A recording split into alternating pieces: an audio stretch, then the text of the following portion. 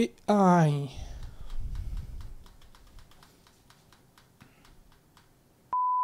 Okay TBH Labs နဲ့ကြိုးဆိုပါတယ်2023ကခင်ဗျားတို့ထင်ထားသလိုမျိုးယုံနှစ်မဟုတ်ဘူးသီလား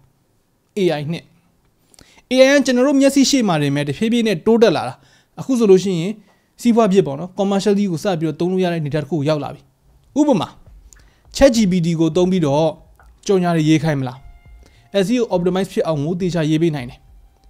art generating AI တွေကိုပုံဆွဲခိုင်းရင်လည်းလူဆွဲထားတာလား AI ဆွဲထားတာလားတိတ်ပြီးတော့ဝေခွဲမရလောက်အောင်ကိုတို့အစွမ်းပြနေပြီလုံစားတဲ့သူတွေဆိုလို့ရှိရင် free ရတဲ့ AI model တွေကိုသုံးပြီးတော့တနိုင်တစ်ပိုင်းစီးပွားရေးတွေလုပ်နေကြပြီအမရရှိဆိုတဲ့ဘဲဆိုလို့ရှိရင်သူက ChatGPT ကိုသုံးပြီးတော့ကလေးပုံမြင်တွေရေးခိုင်းတယ် Mid Journey AI ကိုသုံးပြီးတော့ပုံဆွဲခိုင်းတယ်အဲ့နှစ်ခုကို PDF editor နဲ့ပေါင်းပြီးတော့ Alice and Sparkle ဆိုပြီးတော့ Amazon မှာတင်ရောင်းတာခုမြင်တဲ့အတိုင်းပဲဘဲကစီးပွားဖြစ်နေပြီအဲ့ဒီ process ကလည်းအချိန်တစ်ပတ်လောက်ပဲကြာတယ်ဆိုတော့အချိန်ပေးပြီးတော့တကယ်ပဲမဆွဲထားတဲ့ artist တွေကစိတ်ပြက်လက်ပြက်တွေတော့ဖြစ်ကုန်ကြတာပေါ့နော်ဘာလို့လဲဆိုတော့ AI ဆွဲထားတဲ့ art style ကတကယ်တမ်းမှာသူတို့အရင် children books တွေစီကနေပြီးတော့ train ယူထားရတာ art style ခိုးယူခံရတယ်ဆိုတဲ့အမျိုးနဲ့ဆင်တာပေါ့နော်ဆိုတော့အဲ့ဒီပုံမှာအရေးယူဖို့ဥပဒေရတယ်မရှိသေးဘူးအမရရှိကတော့စမ်းသပ်ဖို့အတွက်ပဲလို့ပြောပေမဲ့ပတ်စံနဲ့တင်ရောင်းနေတာကြီးကတော့တိတ်မမှန်ကျွန်တော်သာဆိုလဲကျွန်တော်နေပင်မှာအဲ့လိုဖြစ်ရင်စိတ်တူမှာပဲအောင်ချမ်းမြေမလို့တော့ AI review တွေလုပ်နေပြီတော့အဲ့ AI ကဟိုအောင်ချမ်းမြေလို့မဟုတ်ဘူးသူကဟိုတနေ့ကိုဗီဒီယို64ပုတ်ထွက်တယ်ထွက်တဲ့ဗီဒီယိုတွေကလည်းကျွန်တော်ထပ်ပုံမိုက်တယ်ဟာပြဿနာပဲမမေ့သွားနဲ့နော်တချို့ digital marketing company တွေဆိုလို့ရှိရင် ChatGPT ကိုသုံးပြီးတော့ marketing plan တွေ content plan တွေဆွဲခိုင်းတယ် personal trainer ငှားမဲ့အစား customized fitness plan တွေ meal plan တွေ AI ကိုဆွဲခိုင်းတယ်တကယ်လဲဒါတွေကသက်ဆိုင်ရာနယ်ပယ်မှာအရန်တော်အရန်တက်နေတာမဟုတ်တဲ့ average ပေါ့နော်တာမန်လူသားတစ်ယောက်လုပ်ပေးတာထက်တော့နည်းနည်းလေးပိုကောင်းတယ်ကိုလိုချင်တဲ့ကိုလှုပ်ချင်တဲ့ input ကိုတေချာထည့်ပေးဖို့တော့လိုတယ်ဆိုတော့ San Francisco Ballet ဆိုတဲ့ company ဆိုလို့ရှိရင်လူကဆွဲတာမဟုတ်တဲ့ Mid Journey က generate လုပ်ပေးတဲ့ပုံကို promotion အတွက်သုံးလာတယ် Shootogram ဆိုတဲ့ AI generated fashion model က Louis Vuitton ရဲ့ model ဖြစ်လာတယ် LV business တွေကထုံးစံတိုင်းဈေးပိုတက်တာပြီးတော့ပုံမြန်အလုပ်ပိုတွင်တဲ့လမ်းကိုရွေးမှာပဲနောက်ပိုင်းမှာအလုပ်ကင်ခွင့်လန်းတွေကိုလည်း AI တွေကိုခွဲပေးရမှာပဲဆိုလိုတာက AI တွေကလူတွေကိုအစားထိုးလာတဲ့အဆင့်မဟုတ်ရင်တော့မှလက်ရှိလုပ်နေတဲ့ AI model တွေကိုသိပြီးတော့တေချာအသုံးတက်တဲ့သူကနေရာတစ်ဆင့်ပို့ပြီးတော့တက်လာမှာပဲအနည်းဆုံးတော့ basic အဆင့်တွေကို AI ကိုလုပ်ခိုင်းမယ် professional တွေကအဲ့ဒီပုံမှာလိုအပ်တယ်လို့ပြင်မယ် tweak လုပ်သွားမယ်အချိန်ကုန်ရသက်သာသွားမယ်ဆိုတော့2023မှာနောက်ထပ် AI နဲ့ပတ်သက်ပြီးတော့ဘာတွေမျှော်လင့်လို့ရအောင်မလဲကျွန်တော်တို့ဘက်ကနေပြီးတော့ဘာပြင်ဆင်ထားတင်လဲဒီနေ့အစောပိုင်းမှာပဲ ChatGPT ကနောက်ထပ် version ChatGPT 4လာမယ်လို့သတင်းထွက်လာတယ်အရင်ပြောင်းလဲသွားတာမျိုးဖြစ်ရှင်မှာဖြစ်မယ်ဒါပေမဲ့အခု model ထက် training data set တွေကအများကြီးပိုကြီးသွားမယ် data set ပမာဏပေါင်း900လောက်ပိုကြီးလာမယ်လို့သူတို့ခံမှန်းကြတယ်ပေါ့နော်အစားပေါင်း900ကိုပြောတာဆိုတော့ topic တွေအများကြီးကိုအခုထက်ပို့ပြီးတော့ထဲဝင်ပို့ပြီးတော့တိလာမယ်ပို့ပြီးတော့လုပ်ပေးလာနိုင်တော့မယ်ပြီးတော့ GPT-4 ကအခုလိုမျိုး text only model မဟုတ်တော့ဘဲနဲ့ image တွေ video တွေတခြား data တွေကိုပါထုတ်ပေးလာနိုင်တာမျိုးဖြစ်ကောင်းဖြစ်နိုင်တယ်ဥပမာအဖြစ် artwork တွေကို generate လုပ်ပေးတာ video ကို import အနေနဲ့ယူပြီးတော့ video အကြောင်း text နဲ့ပြန်ဖြည့်ပေးတာအဲ့လိုသာဖြစ်လာမယ်ဆိုရင် AI model တစ်ခုတည်းကနေပြီးအကုန်လုံးလုပ်ပေးလာနိုင်မဲ့ပုံစံမျိုးဖြစ်သွားနိုင်တယ်တကယ်လို့ chat only model ပဲဖြစ်နေမယ်ဆိုရင်လည်း ChatGPT-4 မှာတိုးတက်လာမယ့်အပိုင်းကနှစ်ပိုင်းရှိနိုင်တယ်ပထမတစ်ခုကအရင်ကပြောထားတဲ့အကြောင်းအရာတွေကို refer back ပြန်လုပ်ပေးနိုင်တဲ့ဒီဆက်ပေးနိုင်မဲ့ memory နဲ့အရေးကြီးတဲ့အကြောင်းအရာတွေကိုခြုံငုံပေးနိုင်မဲ့ summarization အပိုင်းတွေကအခုထပ်ပိုကောင်းလာလိမ့်မယ်ဆိုတော့ကျွန်တော်တို့အခုသုံးနေတဲ့ Google search လိုမျိုး web link တွေကိုထုတ်ပေးတဲ့ search engine တွေအစားတကယ်ကို relevant ဖြစ်ပြီးတော့အသုံးဝင်မဲ့ information တွေကိုထုတ်ပေးနိုင်တဲ့ဘတ်စုံသုံး AI assistant တွေကိုရဖို့ကတိတ်မလိုတော့ဘူးဒါ2000ခုနှစ်အစောပိုင်းလောက်ကနေပြီးတော့ Google ကိုစပြီးတော့လူသုံးများလာပြီးတော့အခုထိတိတ်ပြီးတော့အပြောင်းလဲမရှိတဲ့ search engine တွေကိုသုံးတဲ့ပုံစံကိုတစ်စစ်ချိုးပြောင်းလဲသွားနိုင်လိမ့်မယ် link တွေကိုရှာဖတ်မဲ့အစားသိချင်တာရှိရင် AI ကိုစကားပြောပြီးတော့လှမ်းမိလို့ရတဲ့ conversational search engine အနေအထားမျိုးဖြစ်လာတာပေါ့ဗျာအဲ့လိုဖြစ်လာဖို့2022မှာအခက်တွေ့နေတာက ChatGPT လိုမျိုး AI တွေကအရာအလုံးကိုမှန်မှန်ကန်ကန်တိတိကျကျအဖြေမထုတ်ပေးနိုင်သေးဘူးသူတို့ပြန်ထုတ်ပေးတဲ့ information တွေကမတိမကျတာဒါမှမဟုတ်မပြည့်စုံတာမှားနေတာအဲ့ဒါတွေရှိနေတော့မယ် OpenAI ရဲ့ CEO Sam Altman ကသူကိုယ်တိုင်ကIt's a mistake to be relying on ChatGPT for everything important right now လို့ပြောထားတယ် အရေးကြီးတာတွေအကုန်လုံးသုံးဖို့အတွက်အဆင်မပြေသေးနိုင်တဲ့သဘောပဲဆိုတော့အဲ့ဒါကိုအဆင်ပြေအောင်လုပ်ဖို့က2023မှာ AI researcher တွေ innovator တွေအတွက်အဓိက challenge လို့ပြောလို့ရတယ်နောက်ထပ်တစ်ခုကအခုကျွန်တော်တို့လက်ရှိအသုံးပြုခွင့်ရထားတဲ့ language model တွေကသူတို့ train ထားတဲ့ခုနှစ်တွေတုန်းက information တွေအထိပဲရှိတယ်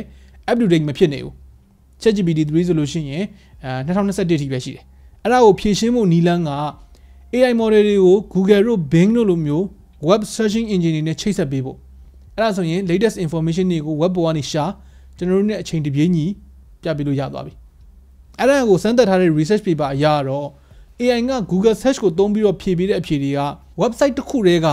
ဒီ site တစ်ခုတည်းကနေပြီးတော့ယူဖြည့်လိုက်တဲ့အချိန်မှာလက်ရှိ AI တွေထက်အချက်အလက်မှန်ကန်မှုပေါ့နော် factual accuracy rate က30% တိုးတက်လာတယ် web page တစ်ခုလုံးက site တွေစီကနေပြီးတော့ဟိုတစ်စက်ဒီတစ်စက်ယူပြီးတဲ့အဖြေတွေကကြတော့အဲ့ဒီထက်ဒီမှန်ကန်မှုအတိုင်းတာတိုးတက်မှုနည်းနေသေးတယ်လောလောဆယ်မှာ web search တွေကို AI language model တွေမှာထည့်ဖို့အတွက်စမ်းသပ်နေကြတဲ့ company တွေရှိတယ် Meta က develop လုပ်ထားတဲ့ chatbot ဒီ Blender bot 2.0 ဆိုလို့ရှိရင် latest TV show တွေကို search engine ကနေသုံးပြီးရှာပေးတယ် Google ရဲ့ Lambda ကသူပြောတဲ့အကြောင်းအရာတွေမှန်မှန်ကို web ပေါ်ကနေတစ်ဆင့် fact check လုပ်တယ် OpenAI ရဲ့ WebGPT က Bing search engine ကိုသုံးပြီးတော့အဖြေတွေကိုရှာပေးနိုင်အောင်လုပ်နေတယ်ဒါပေမဲ့ up to date ဖြစ်တာရဲ့နောက်မှာမတိကျတဲ့ risk တစ်ခုကတော့ပိုရှိလာအောင်မှာပဲခုနကပြောခဲ့သလိုမျိုးပဲတေချာတဲ့တိကျတဲ့ static ဖြစ်တဲ့ data set တွေကိုသုံးပြီးတော့ train ထားတာတော့မှအရေးကြီးတဲ့အလုပ်တွေအတွက်မမီကိုသင့်ဘူးဆိုတာမျိုးဖြစ်နေသေးတဲ့အချိန်မှာဒီလိုမျိုး web search တွေကိုပေးသုံးလိုက်ရင်ထုတ်ပေးလိုက်တဲ့အဖြေတွေကလည်းမှန်တဲ့ rate ပိုကျသွားနိုင်တာမျိုးတော့ဖြစ်ကောင်းဖြစ်နိုင်တာပဲအဲ့ဒါကိုလည်းထည့်တွက်ထားရမယ်ပေါ့နော်ဆိုတော့လက်ရှိ language model တွေကတိုးတက်လာဖို့အတွက်အဓိကအတားအဆီးနှစ်ခုတစ်ခုက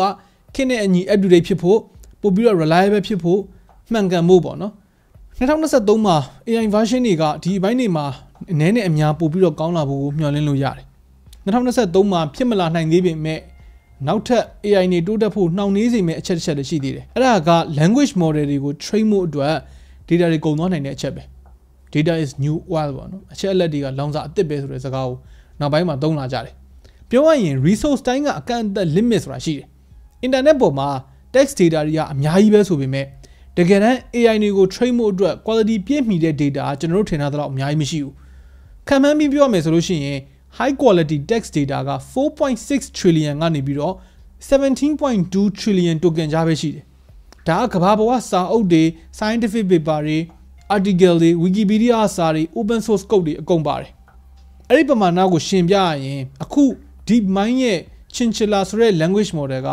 1.4 trillion token ကိုသုံးပြီးတော့ train ထားတယ်ဆိုတော့နောက်ထပ် AI evolution တွေတိတ်များများမရှိသေးခင်မှာပဲ training data set တွေကုန်သွားနိုင်တဲ့ပြဿနာလည်းရှိနေသေးတယ်ဒါကတော့လောလောဆယ်စိတ်ပူရမယ့်အပိုင်းတော့မဟုတ်သေးဘူးဒါပေမဲ့ထည့်တော့တွက်ထားရမှာပေါ့နော်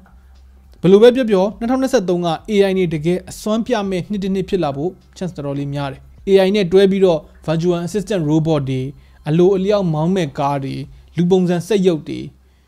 ကျွန်တော်တို့လူဖွဲ့စည်းမှာတဖြည်းဖြည်းနဲ့ဝင်လာမဲ့အနေအထားတွေရှိတယ်ဘာလို့လဲဆိုတော့အခုလက်ရှိ GPT-3 တို့ Stable Diffusion တို့လို AI တွေကလက်ရှိ digital realm ထဲမှာပဲဖြစ်နေသေးတယ် physical realm ဖြစ်တဲ့မောင်းသူမဲ့ autonomous vehicle တွေ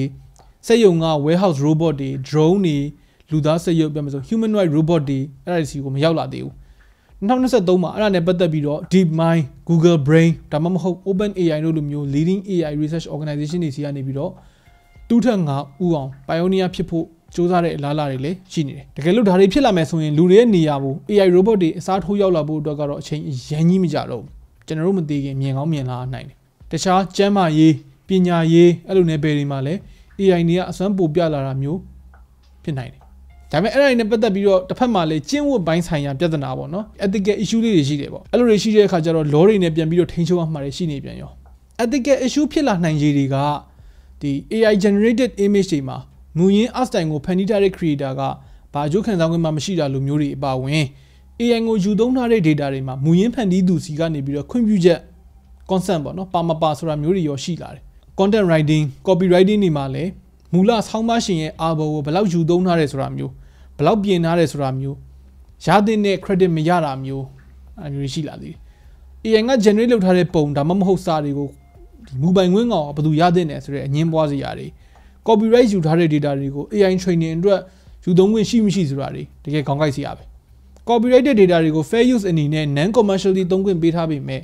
အဲ့ဒါကို AI ကို train ဖို့သုံးပြီးတော့ AI ကပြန်ထုတ်ပေးလိုက်တဲ့ art တွေကို commercially သုံးနိုင်မျိုးကြတော့ရောဒါ fair use ဖြစ်လားအများကြီးပဲ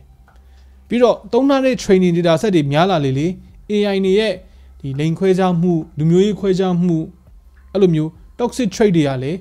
ပုံများလာလေပဲမကောင်းတဲ့တောက်ကျင့်လေးတွေပေါ့နော်လူတွေစီကနေမကောင်းတဲ့တောက်ကျင့်လေးတွေလည်းကူးလာမှာပဲ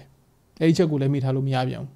AI တွေကိုတလွဲအသုံးချတာတွေကစိတ်ပူစရာ education ဘက်မှာဆိုလို့ရှိရင် AI တွေစီကနေပြီးတော့မှားယွင်းတဲ့ယူဆချက်ပေါ့နော် ideology တွေအဲ့ဒါတွေပေါ်မှာအခြေခံထားတဲ့ information တွေကိုအကြောင်းသားတွေကအမှန်ထင်သွားတာမျိုးတွေ ChatGPT လို AI ကိုအင်စာတွေလုတ်ခိုင်းတာမျိုးတွေရှိကောင်းရှိနိုင်တယ်ရှိလဲရှိနိုင်တယ်ရှိလဲရှိနေတယ်ပြီးတော့ New York မှာဆိုလို့ရှိရင် high school တွေမှာ ChatGPT ကိုသုံးခွင့်ပိတ်လိုက်တာမျိုးအဲ့ဒါမျိုးတွေလည်းရှိတယ် marketing ဘက်မှာလည်း AI ကိုသုံးပြီးတော့ account အတုတွေနဲ့ review အတုတွေထောင်ချီရေးခိုင်းတာမျိုးတွေလည်းရှိလာနိုင်တယ် phishing social engineering hacking အဲ့လိုပိုင်းတွေမှာလည်း generative AI တွေကိုသုံးပြီးတော့ပို့ပြီးတော့ပြည့်ရည်ပြီးတော့လူတွေပိုယုံတဲ့ပုံတွေစတယ်အဲ့ဒါတွေကိုဖန်တီးလာနိုင်တယ်အဲ့ဒါတွေကအခုလိုမျိုး AI တွေစကျန်းလာတဲ့အချိန်မှာဟိုကဖြစ်နေပြီနောက်ပိုင်းမှာပို့ပြီးတော့ကျန်းတဲ့ AI တွေထွက်လာရင်ဒီတက်ပို့ဆိုးလာဖို့ပဲရှိတယ်လောလောဆယ်မှာတော့ AI နဲ့ပတ်သက်ပြီးတော့ပထမဆုံး propose လုပ်ခံရတဲ့ major law က EU ရဲ့ AI Act မှာဆိုရင် risk table မှာမူတည်ပြီးတော့ category ၄ခုခွဲထားတယ်ပထမတစ်ခုက unacceptable risk တရုတ်မှာလိုမျိုး AI ကိုသုံးပြီးတော့အစိုးရကပြည်သူကိုစောင့်ကြည့်တာမျိုးဒီ social scoring အဲ့ဒါကိုလုံးဝတားမြစ်ထားတယ်နောက်တစ်ခုက high risk use educational training employment worker management အဲ့ဒါမျိုးတွေမှာအမှားအယွင်းဖြစ်ရင် risk များတဲ့နေရာတွေမှာ AI တွေကို regulation တင်းကျပ်ပြီးတော့အကန့်အသတ်နဲ့သုံးခိုင်းတယ်နောက်တစ်ခုက limited risk application chatbot သုံးတာမျိုးပေါ့နော်အဲ့လိုနေရာမျိုးတွေမှာ transparency ရှိဖို့သတ်မှတ်တယ်ဥပမာအခုပြောနေတာ AI မှာဆိုပြီးတော့အသိပေးတာမျိုး spam filter တွေလိုမျိုး risk တိတ်မရှိတဲ့ AI တွေကိုကြတော့ minimal risk AI လို့သတ်မှတ်တယ်တခြား US တို့ Canada တို့မှာလည်း AI ကိုသုံးပြီးတော့ဝန်ထမ်း9ရက်နဲ့ recruitment လုပ်တဲ့ process ကို law တွေထုတ်ပြီးတော့ထိန်းနေကြပြီဆိုတော့အဆုံးသတ်ရင်ကျွန်တော်တို့အနေနဲ့တိတ်မကြခင်မှာ AI တွေကလူသားတွေကိုအစားထိုးနိုင်လာတော့မလားဆိုတဲ့အနေအထားအထိမစင်စားသေးရင်တော့မှအသစ်ထွက်လာမဲ့ AI တွေကိုမျက်ခြေမပြတ်စောင့်ကြည့်ဖို့တော့လိုတယ်ဒါမှပဲကိုယ့်အတွက်အသုံးချသင့်ရင်အသုံးချလို့ရမယ်တကယ်လို့ကိုယ့်အလုပ်ကိုအစားထိုးလာနိုင်ခြေရှိရင်လည်းအစားထိုးဖို့ခက်ခဲပြီးတော့လူသားပိုဆန်တဲ့ skill set တွေကိုသင်ယူဖို့အတွက်အချိန်ရင်းနဲ့ပို့ရမယ်ခင်ဗျားတို့ရော2023နောက်ပိုင်းမှာ AI တွေကိုဘယ်လောက်ထိကျန်းလာမယ်လို့ထင်လဲ AI နဲ့ပတ်သက်တဲ့ကျင့်ဝတ်ပိုင်းဆိုင်ရာဒီ ethical issue တွေတလွဲသုံးချတာတွေဘာတွေရှိလာနိုင်လဲအောက်က comment တွေမှာဝင်ရောက်ဆွေးနွေးခွင့်ခေါ်လို့ရပါတယ် Okay နောက်နေ့မှတွေ့တော့